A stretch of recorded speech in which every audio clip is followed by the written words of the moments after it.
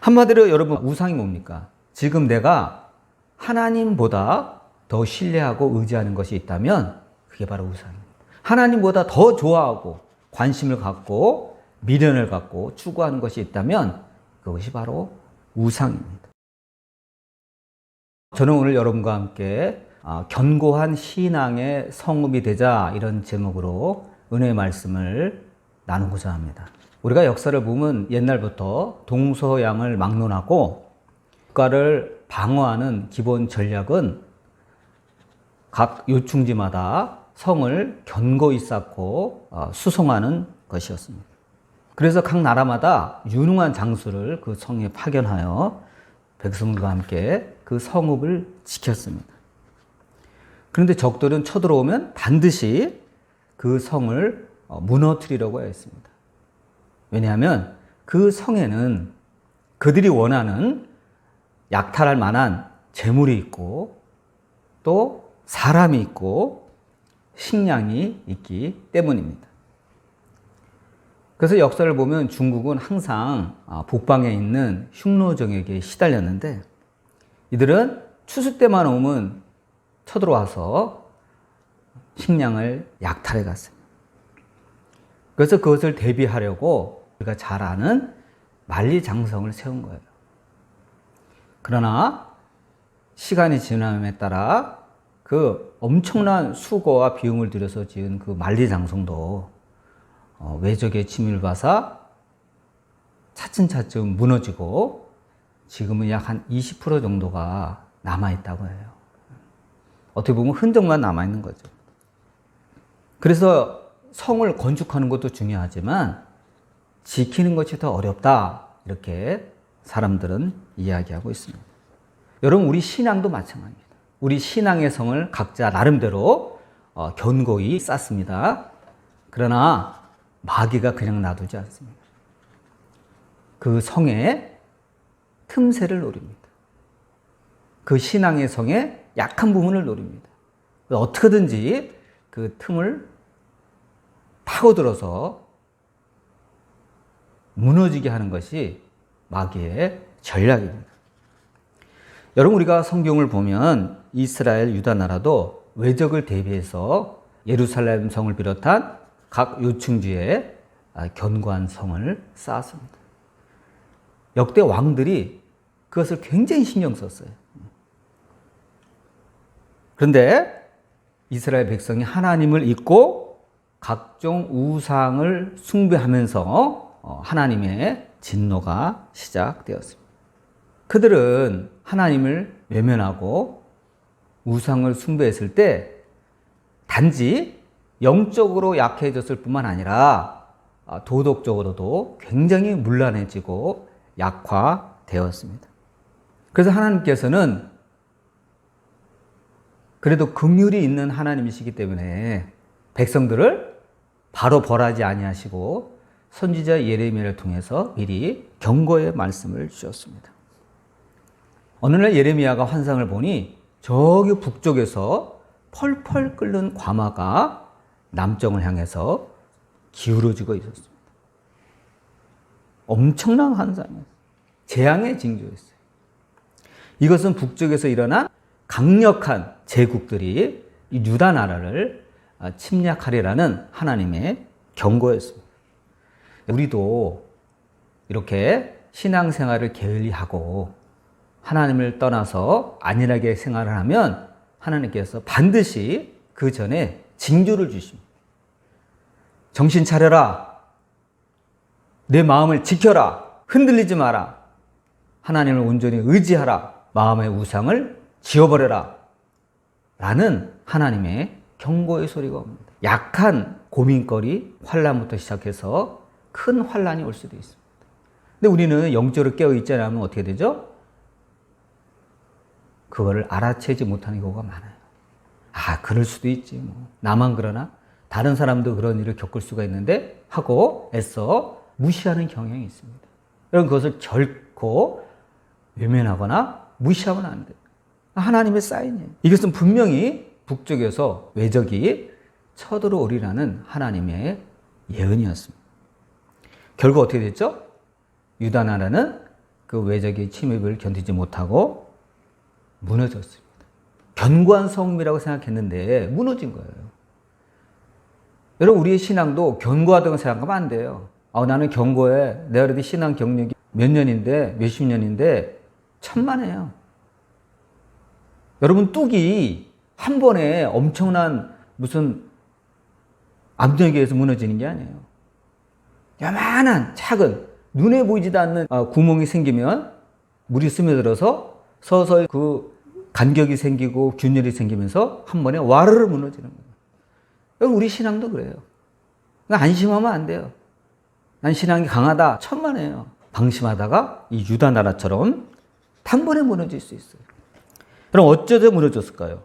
성이 그렇게 다 각처에 방비하는 군대도 있었고 백성들도 있었고 무기도 있고 식량도 있는데 어째 무너졌을까요? 여러분, 인간적인 노력이 부족해서가 아니에요. 그것은 하나님이 도와주지 않아서 그래요. 그것은 유다 백성들이 죄를 지어서 무너진 것입니다. 예레미야 선지자는 이 재앙에 앞서 그 원인을 정확히 지적했어요. 너희가 하나님 앞에 죄를 지었다고, 하나님을 떠나 우상을 섬겼다고, 하나님보다 우상을 더 사랑했다고, 너의 창조자를 기억하고 돌아오라고, 너희 구원자를 기억하고 돌아오라고 경고를 했던 것입니다. 이 나라의 안전은 성이 지켜지는 것이 아니라 바로 하나님이 지켜주시는 것이라고 경고를 했습니다. 호소를 했습니다. 그러나 우상을 숭배했던 유다 왕들과 백성들은 그것을 외면하고 눈에 보이는 안전처를 찾기 시작했습니다. 그게 어느 나라입니까?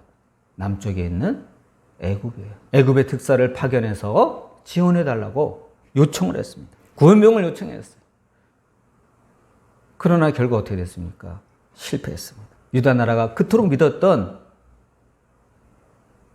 애굽은요, 알고 보니 종이 호랑이였어요. 신흥 강대국들에 비하면 유다 나라가 그렇게 믿었던 애굽은요, 아무것도 아니에요. 바벨론 군대가 오자 애굽의 군대는 겁을 집어먹고 철수했습니다. 눈물로 호소하며 하나님께 돌아오라고 외쳤던 예레미야의 호소는 먹혀들지 않았고 유다 나라는 망했던 것입니다. 여러분, 하나님은 오늘도 성령께서 말할 수 없는 탄식으로 기도하시며 깨우쳐 주십니다. 하나님께 돌아오라, 하나님을 의지하라, 하나님을 찾으라, 이렇게 외치고 있는 거예요. 여러분, 죄 중에 가장 무서운 죄는 뭐죠? 하나님을 떠난 죄예요. 이게 가장 무서운 죄예요. 영육간에 구원받지 못할 뿐만 아니라 죽음의 길로 가는 거예요. 그래서 주님은 예레미야 1장 16절에 다음과 같이 말씀하셨습니다. 무리가 나를 버리고 다른 신들에게 분향하며 자기 손으로 만든 것을 절하였은즉 내가 나의 심판을 그들에게 선고하여 그들의 모든 죄악을 징계하리라 말씀하셨습니다. 여러분, 성경을 보면 모든 죄는 바로 하나님을 떠남으로부터 시작됩니다. 여러분, 사람 중에 나는 오늘부터 이 시간부터 하나님을 떠날 거야, 나 하나님 외면할 거야, 그러는 사람 거의 없습니다. 물론 큰 시험이 들어서 더 이상 하나님을 나는 신뢰하지 못하겠어 하고 작심하고 떠나는 사람도 있습니다. 그러나 대부분 자기도 모르게 마귀의 꼬임에 넘어가서 하나님을 잊고 기도하지도 아니하고 하나님의 말씀도 읽지 아니하고 서서히 마귀가 시키는 대로 시선을 세상으로 돌려서 떠나게 되는 것입니다. 여러분, 마귀는 우리의 틈을 노리고 있다가 하나님을 대체할 만한 우상을 가져다 놓습니다.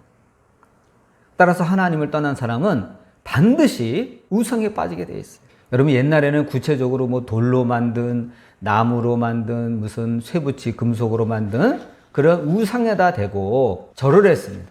그러나 현대인은 그렇게 하는 사람은 거의 없습니다.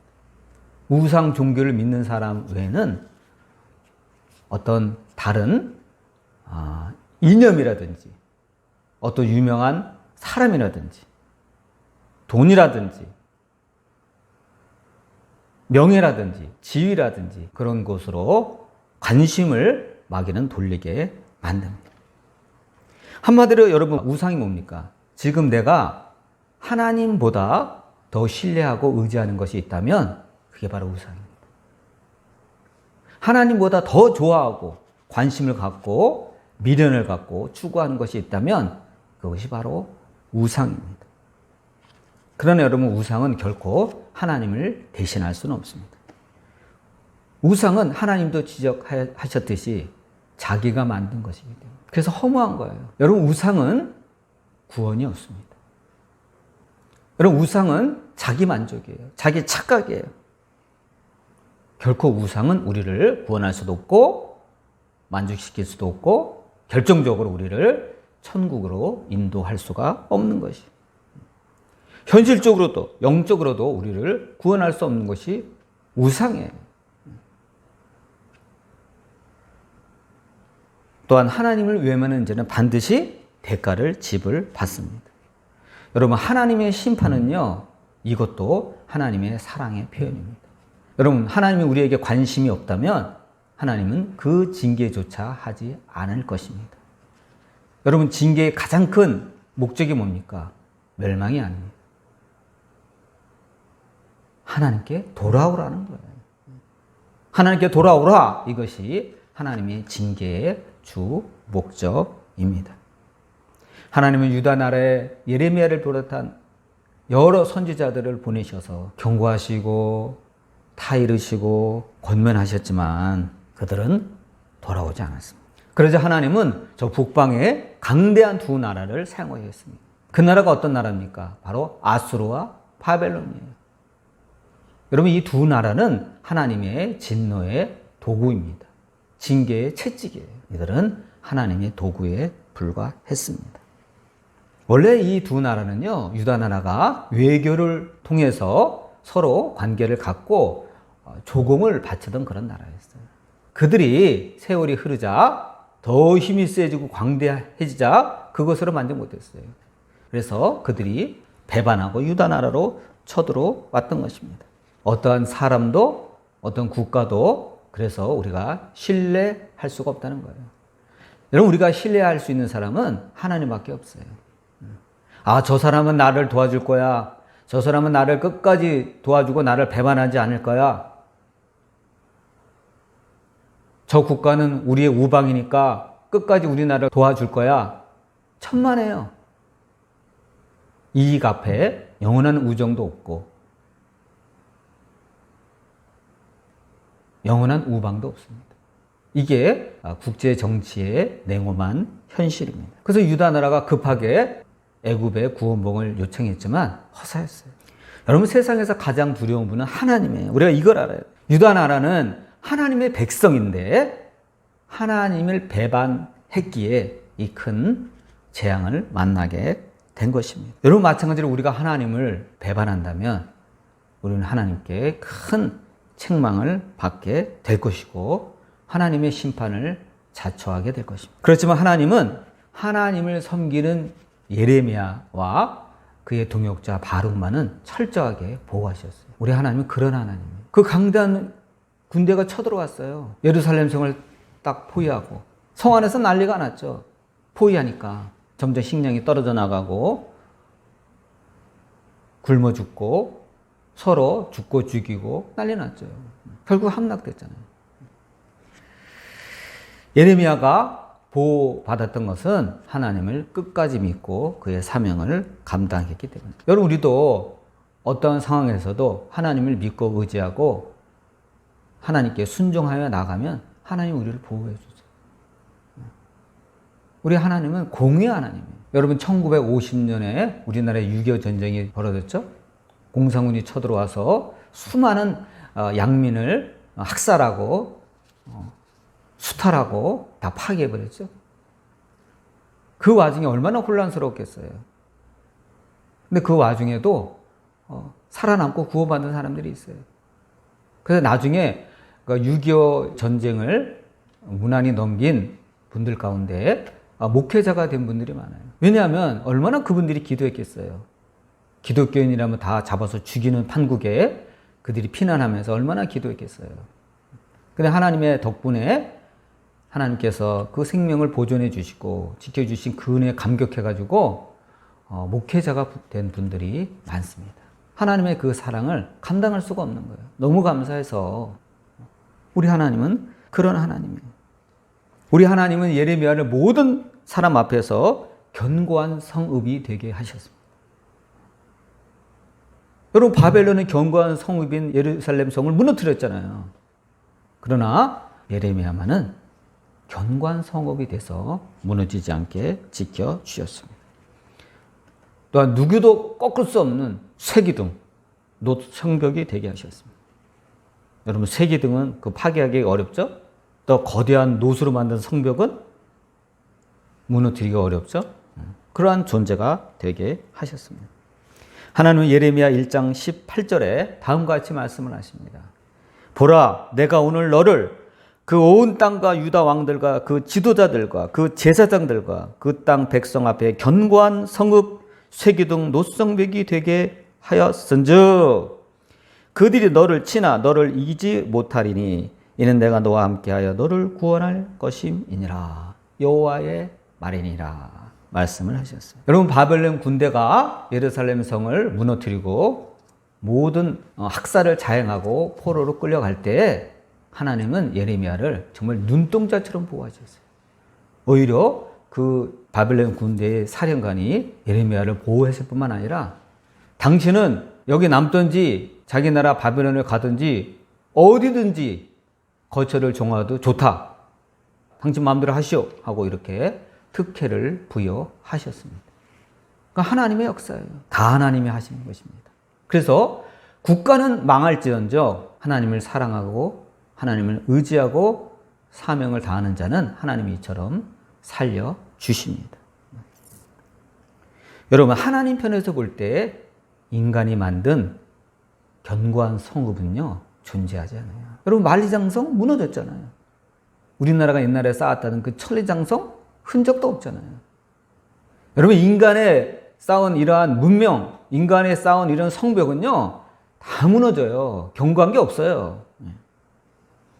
하나님이 지켜주지 아니하시면 나라도, 가정도, 교회도, 우리 개인의 생명도 유지할 수 없다는 것이 성경의 증언입니다. 다 무너져요.